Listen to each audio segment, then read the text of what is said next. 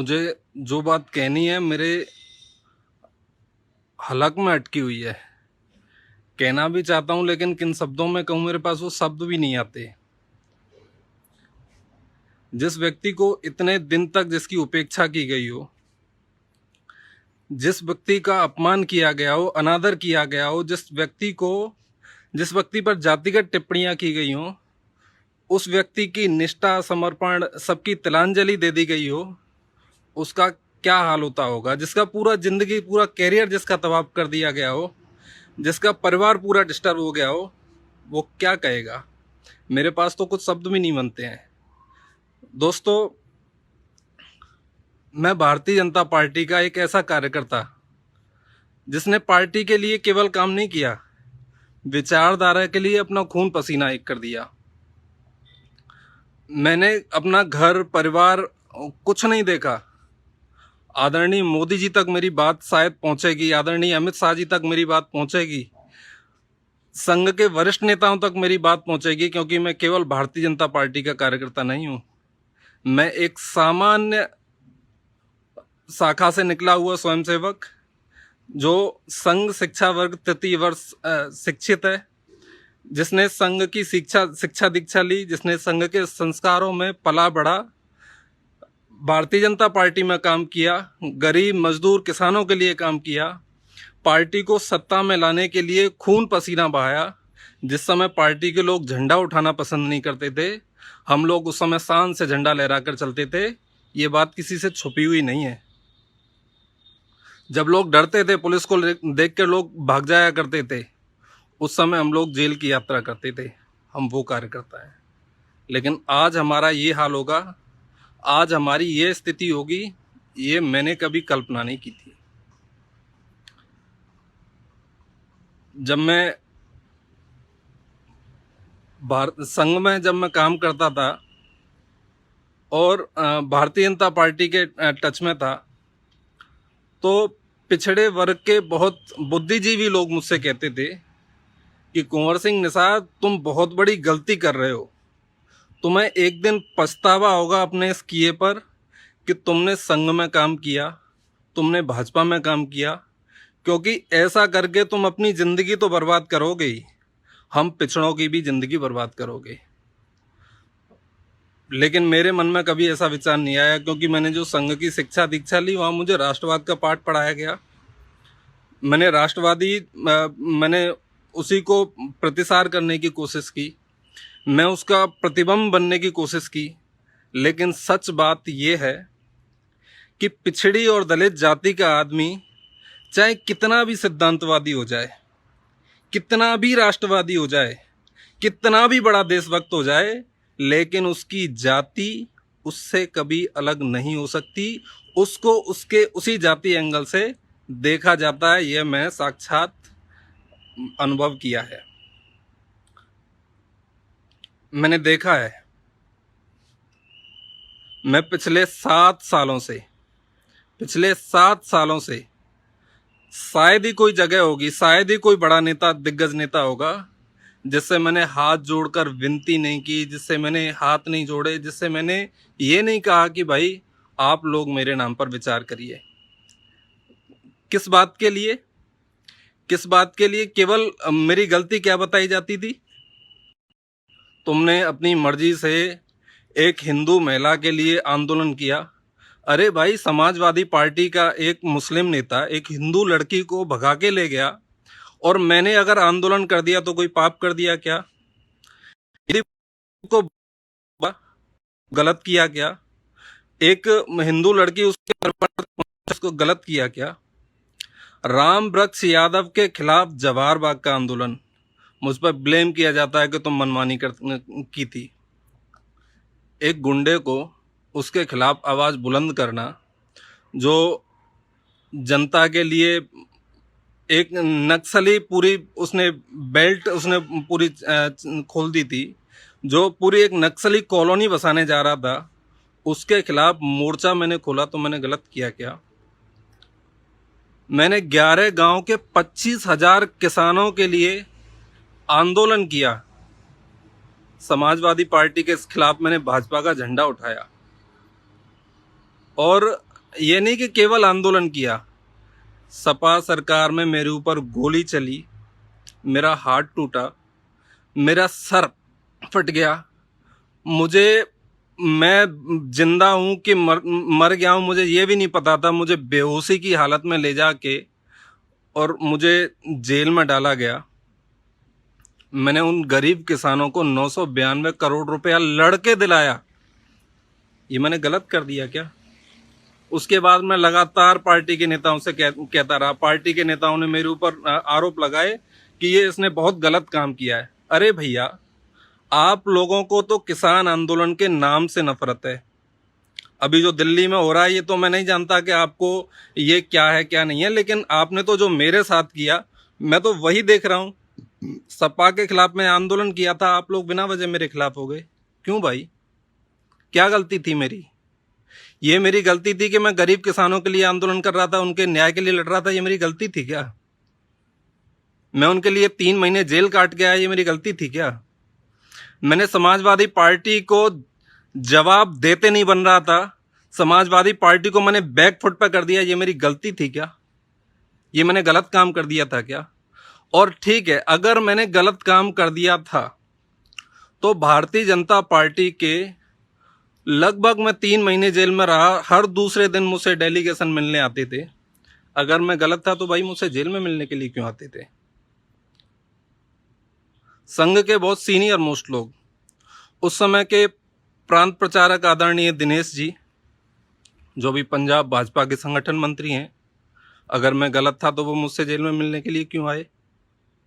अगर मैं गलत था तो साध्वी निरंजन ज्योति जी जो सेंट्रल में मिनिस्टर हैं, वो मुझसे जेल में मिलने के लिए क्यों आई?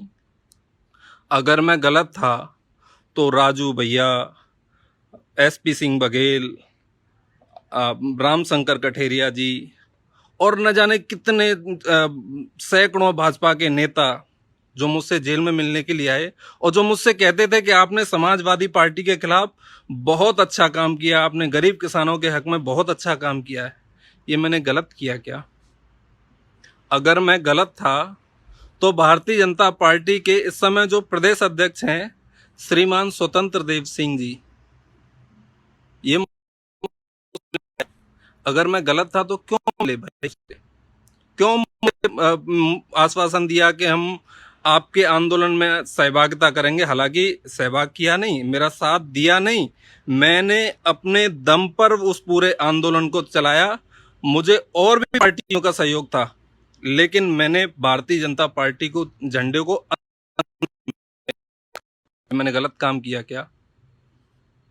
जब मैं जेल के अंदर था तो भारतीय जनता पार्टी का कार्यकर्ता होने के कारण मैंने राहुल गांधी के कार्यक्रम को मना कर दिया था कि राहुल जी यदि जेल में मुझसे मिलने के लिए आएंगे तो मैं नहीं मिलूंगा। कैसा जुनून सवार था मेरे अंदर।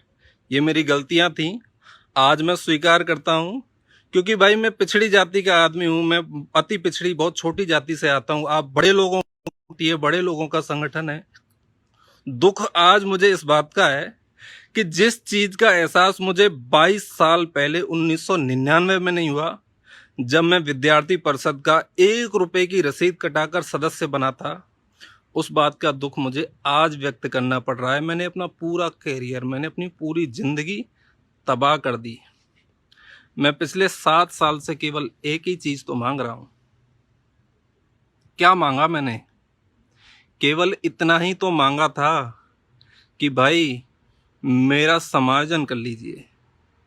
कभी मुझे लखनऊ के लिए कहा जाता तो मैं लखनऊ भागता था, कभी मुझसे कहा जाता था दिल्ली में फला नेता से मिलो, मैं उनसे मिलता था। 3 प्रदेश अध्यक्ष बदल गए, 3, अभी तो चौथे प्रदेश अध्यक्ष हैं, लेकिन से अपनी किसी ने मेरी बात नहीं सुनी। कितने प्रदेश प्रभारी अभी तक बदल गए भाजपा के, मैंने सबसे अपनी बात कही, लेकिन किसी ने मेरी बात नहीं सुनी। मेरी सबसे मुख्य मांग ये थी कि मेरे ऊपर समाजवादी पार्टी सरकार ने ये, आप ही तो कहा था भाई, जब भारतीय जनता पार्टी की सरकार बनेगी तो कार्यकर्ताओं से मुकदमे वापस लिए जाएंगे। जिन कार्यकर्ताओं पर फर्जी मुकदमे होंगे, जिन कार्यकर्ताओं पर राजनीतिक द्वेष के कारण जो मुकदमे लगे होंगे, वो वापस लिए जाएंगे। तो मैंने ऐसा करके आप लोगों के सामने विनती किया, मैंने अपनी नाक सब लोगों के सामने रगड़ी, और मुझे बड़ा दुख होता है। मैंने सबसे अपनी बात कही। मैं माननीय उप मुख्यमंत्री केशव मौर्य जी उस समय के अध्यक्ष थे, उनके सामने कई बार मैंने ये विषय रखा कि आप ये मुकदमे वापस कर लीजिए। मैंने कई बार, उसके बाद महेंद्र पांडे जी अध्यक्ष हो गए तो मैं बार बार मैं फाइल बना के ले जाता था, बड़ी मुश्किल से मुझे मिलने का समय मिलता था, लेकिन मेरी बात हर बार सुन के अनसुनी की गई। मैं माननीय सुनील बंसल जी से कई बार मिला, एक बार नहीं, मैं कई बार मिला, और मैं हर बार मैंने कहा, जब मैं पहली बार मिला था तो मैं कोड करना चाहूँगा, आज सुनना पड़ेगा। बंसल जी, आपको भी सुनना पड़ेगा। आप मेरे अधिकारी थे, मैं आपका बहुत सम्मान करता था एक अधिकारी के नाते, लेकिन मेरे दिल में जो दर्द है ना, वो भी सुनना पड़ेगा। माननीय सुनील बंसल जी ने मेरी फाइल ये कहते हुए फेंक दी कि ये तेरे पर्सनल मुकदमे हैं। अरे भाई, मेरे पर्सनल मुकदमे कैसे हो गए? मेरे पर्सनल मुकदमे तो ये होते कि जब मैं केवल अपनी जमीन के लिए लड़ा होता तो मेरे पर्सनल मुकदमे होते बंसल जी। अगर मेरा किसी पड़ोसी से झगड़ा होता तो मेरे पर्सनल मुकदमे होते आदरणीय बंसल जी। आपने मेरी फाइल फेंक दी, मुझे बहुत दुख हुआ। मैं रोते रोते आपके कमरे से बाहर निकला था, लेकिन 4.5 साल में मैंने 40 बार आपसे मिलने की कोशिश की, मुझे कभी आपने समय नहीं दिया। धक्के वक्के लग के कभी मैं आपके पास तक पहुंच भी गया, मैं आपको फ़ोन भी करता हूं तो आपके जो सहयोगी हैं वो फ़ोन उठाते ही पूछते हैं कि बताइए क्या काम है। मैं कहता हूं भाई साहब से मिलना है कि नहीं, हमको बताइए क्या काम है। तो भाई ये तो नहीं चलेगा, एक आपसे मुझे बात करनी है, आपका सहयोगी आपकी जगह तो नहीं ले सकता। बहुत दुख होता है मुझे कि मैंने इतना समय आपके पार्टी में बर्बाद किया, या फिर क्या किया, मैंने तो अपना पूरा कैरियर चौपट कर लिया। खैर, लेकिन बंसल जी, आपसे मुझे विशेष नाराजगी है। मैं संघ के संस्कारों में पला बड़ा एक कार्यकर्ता हूं। मैं कोई ऐरा गैरा नत्थु गैरा कहीं से उठ के चला आया, किसी दूसरी पार्टी से भाजपा में आगे शामिल हो गया, मैं उन लोगों में से नहीं हूं।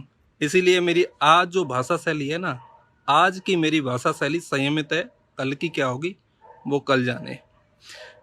मैं आप मेरी उपेक्षा करते रहे, मैंने टिकट मांगा, आपने नहीं दिया। मैं टिकट मांगा, आपने नहीं दिया। मैंने 2017 में दमदारी से विधानसभा का टिकट मांगा, आपने नहीं दिया। ठीक है, आपने टिकट नहीं दिया, कोई बात नहीं, लेकिन आप मेरी बात तो सुनिए। मैं केवल बंसल जी को कोड नहीं कर रहा हूं, मैं पूरी पार्टी को कोड कर रहा हूं। ये बात मेरी पूरी पार्टी के लिए है। आज मेरा ये हाल है, मैं भारतीय जनता पार्टी में बहुत सारे दायित्व पर रहा हूं, आज मेरा ये हाल है तो बाकी और कार्यकर्ताओं का क्या हाल होगा, ये किसी से छुपा हुआ नहीं है। हम किसी अधिकारी के सामने जाते हैं तो वो अधिकारी हमारी बात केवल अनसुना नहीं करता, बेइज्जत करता है, वो अलग।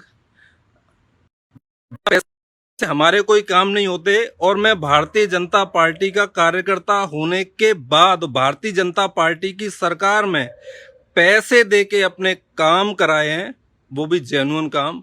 ये कहते हुए मुझे बहुत शर्मिंदगी हो रही है, क्योंकि मेरा व्यवहार इस तरीके का नहीं रहा, लेकिन भैया क्या करूं, अगर आपको काम कराना है तो ये पैसे देने पड़ेंगे, ये व्यवस्था है। आदरणीय योगी जी को बहुत बुरा लगेगा, लेकिन लगे कोई बात नहीं है भैया, मैंने पैसे दिए हैं तो दिए हैं। मैंने यहाँ के ऊर्जा मंत्री जी हैं, उनके विभाग में भी पैसे दिए हैं, और पैसे देकर अपने इलीगल काम नहीं कराए, मैंने लीगल काम मैंने पैसे देकर कराए। और भी बहुत सारे विभाग हैं, क्योंकि वो व्यवस्था बन गई, या तो आप अटके रहिए या फिर आप ये नेतागिरी अपनी करते रहिए या अपना काम करा लीजिए। ये भारतीय जनता पार्टी की सरकार में कार्यकर्ता की हालत हो गई है। खैर, मैं कार्यकर्ता रहूंगा कि नहीं रहूंगा ये भविष्य तय करेगा। जिसके पास खाने के लिए रोटी नहीं है, जिसके पास पहनने के लिए कपड़ा नहीं है, इनको आरक्षण की जरूरत है। इनको अनुसूचित जाति का आरक्षण मिलना चाहिए। लेकिन हर बार, जितनी बार मैंने अनुसूचित जाति के आरक्षण की बात की, उतनी बार भारतीय जनता पार्टी को जैसे किसान आंदोलन से नफरत है, वैसे ही भारतीय जनता पार्टी के नेताओं को आरक्षण की जो लड़ाई है वो लड़ने वाला हूँ, उसकी रूपरेखा मैं तय करूँगा। और आखिरी बात मैं कहता हूँ, ये मैंने कहा ना, ये सबसे महत्वपूर्ण बात तो आरक्षण है। और आखिरी बात जो मैं कह रहा हूँ, मैंने जो कुछ भी किया है अभी तक बहुत सोच समझ के किया है, क्योंकि अभी मैं 7 साल से अपना बेइज्जती अपमान सह रहा था, अब मेरे अपमान की पराकाष्ठा हो गई, तो अब इससे ज़्यादा मुझे बर्दाश्त नहीं है। आने वाले दिनों में मैंने जो भी फैसले किए हैं, पहले भी मैं जो फैसले किए हैं वो पंचायत में मैंने फैसले किए थे। आने वाले समय में समाज और समर्थकों की पंचायत बुलाकर मैं भारतीय जनता पार्टी में रहना है या भारतीय जनता पार्टी को छोड़ना है, ये सामूहिक फैसला आने वाले दिनों में करूँगा। मैं आज थोड़े समय में बस इतनी बात अपनी कह पाया। आगे लोगों से और मैं जुड़ने की कोशिश करूँगा। मेरी बात सुनकर शायद जो ज़मीनी कार्यकर्ता भाजपा के हैं उनको बहुत दुख हुआ होगा, क्योंकि भाई मैं भी ज़मीन से यहाँ तक आया हुआ कार्यकर्ता हूँ, आप भी ज़मीनी कार्यकर्ता हो।